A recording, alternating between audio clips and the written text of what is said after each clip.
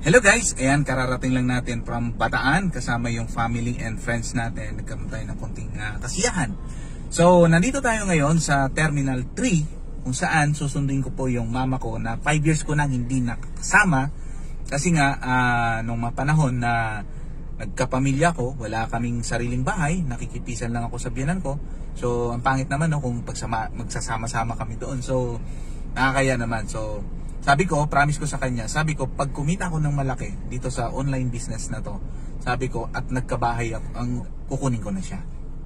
Hi! My name is Camilo Salvador. Ayan, so kagaya mo, galing din sa mahirap, pero hindi tumigil na mangarap. Ito ang naging journey ko.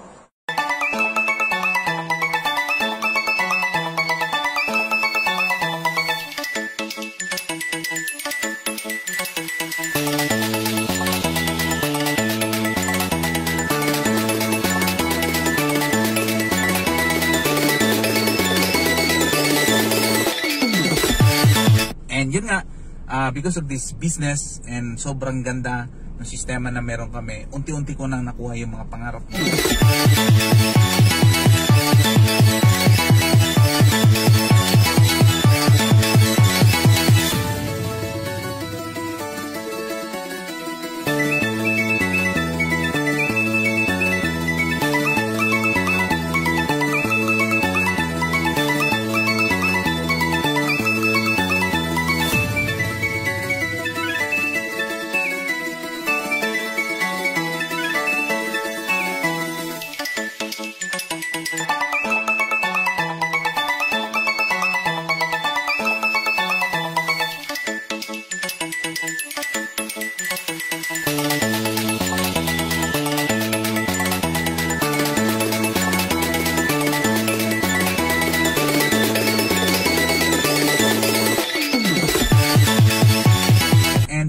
Eto, susunduin ko siya ngayon sa Terminal 3 para dito na makasama namin siya sa bahay namin. And ang good news niyan, nung tinawagan ko nga siya sa Palawan, sabi ko, ma, uwi ka na rito, may bahay na ako. Sabi ko, may kwarto ka na, meron ka ng sariling higaan, may kutsyon pa. So sabi niya sa akin, wow, first time niya daw makathiga sa kama na mayroong kutsyon. Grabe, no?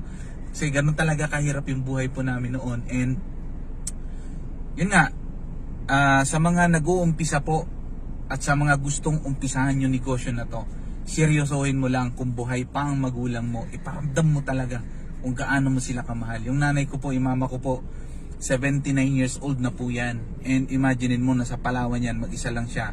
Wala siyang kasama doon dahil wala naman kami kamag-anak doon. Pero mas pinili niya kasi mag-isa doon kaysa, di ba? Kasi nga nakikitira lang po kami. So yun nga, sabi ko, kung buhay pa yung magulang mo, buhay pa yung parents mo, at nagsimula ka ngayon, o kung magsisimula ka pa lang sa business na to, seryosohin mo siya. Kasi bakit? Hindi lang ang pangarap mo makukuha mo, kundi maibibigay mo yung pangarap para sa pamilya mo. Yun talaga yung pinakamaganda doon.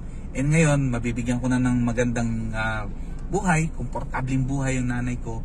Kasi nga dahil dito sa sistema na ginagawa po namin. Kaya thank God talaga sa sponsor ko na siyang nangulit-kulit sa akin para mag-join sa business na to. And kung hindi dahil sa kanya, wala ako nito, wala kaming ganitong resulta.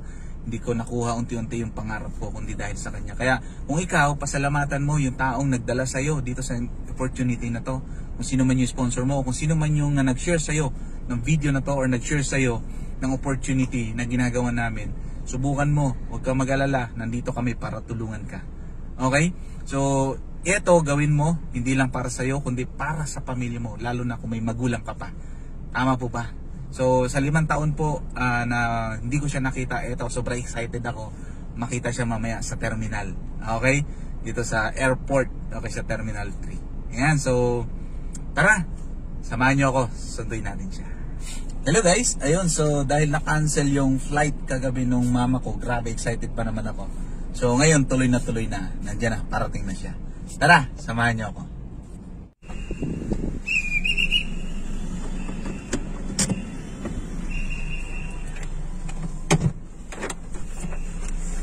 I'm coming home, tell the world I'm coming home. Let the rain wash away all the pain of yesterday. I know my kingdom awaits, and they forgive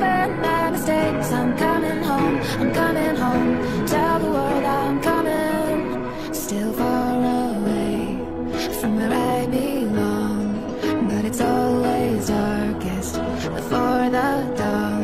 So you can doubt and you can hate.